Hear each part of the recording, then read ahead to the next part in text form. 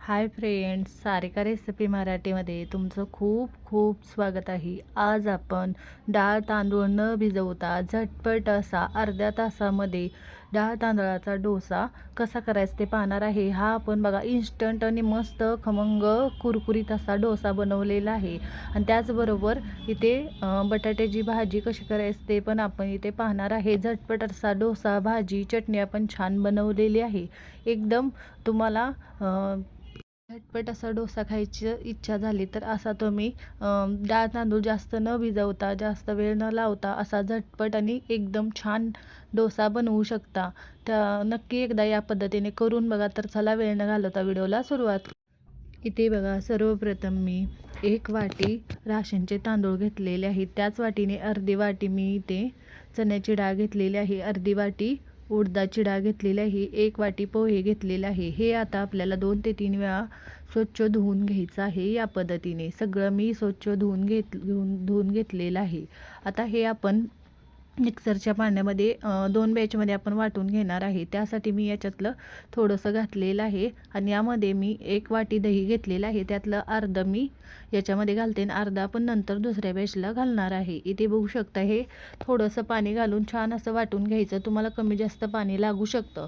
आपल्याला डोशाला जसं बॅटर लागतं तसं आपण हे वाटून घ्यायचं आहे. इथे बघू शकताय, हे या पद्धतीने मी वाटून घेतलेलं आहे. जास्त पातळ पण करायचं नाही आणि जास्त घट्ट पण ठेवायचं नाही. या पद्धतीने वाटून घेतलेलं आहे.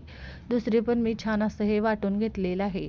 हे आता मिक्स करायचं आणि मिक्सरच्या भांड्यामध्ये थोडं पाणी घालून मी हे यामध्ये मिसळलेलं आहे.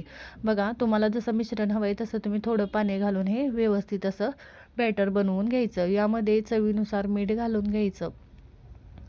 या पद्धतीने मी चवीनुसार मीठ पण घातलेलं आहे. मीठ घालून मिक्स करायचं आणि व्यवस्थित असं याच्यावर झाकण ठेवून 15 ते 20 मिनटं हे असंच झाकून ठेवायचं भिजण्यासाठी. आता हे भिजतंय तोवर आपण इथे भाजी बनवून घेणार आहे बटाट्याची. मी बटाटे उकडून घेतलेले आहेत. झटपट अशी भाजी बनवून घ्यायची. इथे बघू शकताय, भाजी बनवण्यासाठी मी इथे कढईमध्ये छोटी पळी तेल घातलेलं आहे. थोडंसं यामध्ये मोहरी घातलेली आहे, थोडेसे जिरे घातलेले आहेत बघा छान असे. आणि 7 ते 8 इथे कढीपत्त्याची पानं पण घातलेले आहेत. छान हे फुललेलं आहे. त्यामध्ये 2 मीडियम साईजचे इथे कांदे मी उभे पातळ कट करून घेतलेले आहेत. कांदा आपल्याला चांगला भाजून घ्यायचा आहे. इथे बघू शकता, कांदा मी चांगला भाजून घेते बघा या पद्धतीने.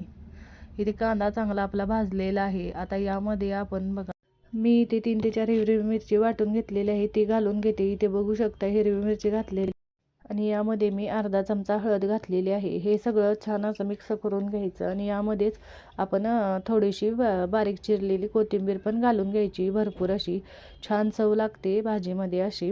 इथे बघू शकताय, कोथिंबीर घालून छान मिक्स करून घेतलेलं आहे. मी ते 4 ते 5 बटाटे उकडलेले हाताने स्मॅश करून घेतलेले आहेत, ते यामध्ये घालून घ्यायचं. बटाटे मी घालून छान मिक्स करून घेतलेलं आहे बघा. 4 ते 5 बटाटे मी हाताने मॅश करून घेतले होते, शिजवून घेतलेले बटाटे. इथे बघू शकताय मिक्स करून घेतलेलं आहे. त्यामध्ये चवीनुसार मीठ घालून घ्यायचं. बटाटे घालून 2-3 मिनटं परतून घेतलेलं आहे. त्यानंतर मी चवीनुसार मीठ घातलेलं आहे.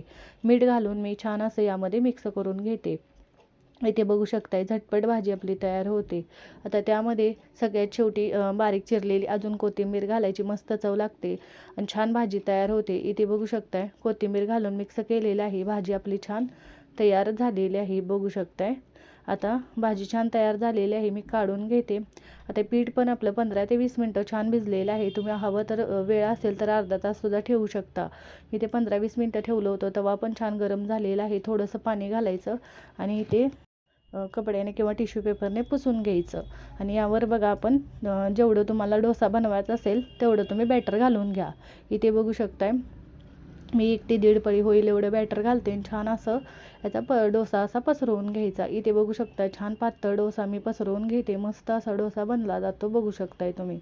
छान डोसा मी पसरवून घेतलेला आहे. आता हा डोसा थोडासा भाजला की त्यावर तेल घालून घ्यायचा आहे.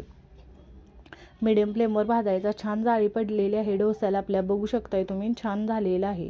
थोडासा भाजलेला आहे. आता त्यावर आपण तेल घालून घ्यायचं. अजून थोडा भाजला की म्हणजे छान असे डोसे तयार होतात. बघू शकताय तुम्ही डोसा भाजलेला आहे. वरून थोडासा आणि कलर चेंज झालेला आहे.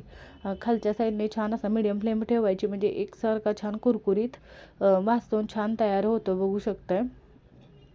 आता या स्टेजला यावर थोडंसं तेल घालून घ्यायचं. साईडला तेल घालायचं, नंतर यावर घालायचं डोश्यावर बघा, आणि छान असा डोसा भाजून घ्यायचा. इथे बघू शकताय खालच्या साईडने बघा कलर किती छान आलेला आहे. बघून कळत असेल कुरकुरीत डोसा झालेला आहे. आता याच्या सुरुवातीला कडा आपण सेल करून घ्यायच्या आणि नंतर डोसा काढून घेणार आहे. इथे बघू शकताय झटपट असा डोसा निघला जातो. एकदम कुरकुरीत झालेला आहे. बघू शकताय याच्या मी कडा सेल करून घेते. या पद्धतीने छान असा आपला डोसा तयार होतो. बघू शकताय इथे बघा छान असा डोसा आपला निघलेला आहे. मस्त आणि कुरकुरीत होतो. तुम्हाला बघून कळत असेल किती छान झालेला आहे.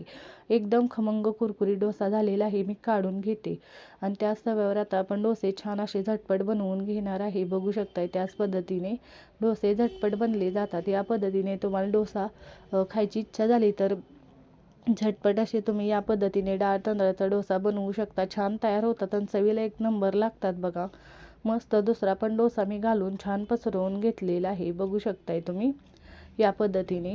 तुम्ही हवं तर तुम्ही यावर थोडंसं झाकण ठेवून वाफ देऊन घेऊ शकता. इथे बघा हा पण छान असा वरून थोडासा भाजलेला आहे. यावर तेल सोडून मी साईडला मध्ये हा पण मी खालच्या साईडने चांगला भाजून घेते.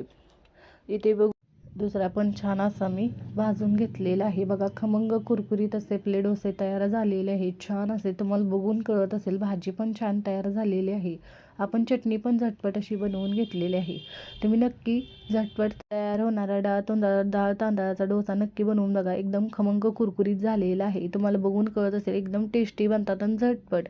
नक्की या पद्धतीने करून बघा. तुम्हाला पण ही रेसिपी खूप आवडेल आणि कमेंटमध्ये जरूर सांगा तुम्हाला आजचा व्हिडिओ कसा वाटला. व्हिडिओ आवडला असेल तर व्हिडिओला लाईक करा, शेअर करा. चॅनलवर नवीन असाल तर चॅनलला सबस्क्राईब करा. बेल आयकॉनला क्लिक करा. व्हिडिओ पाहिल्याबद्दल धन्यवाद.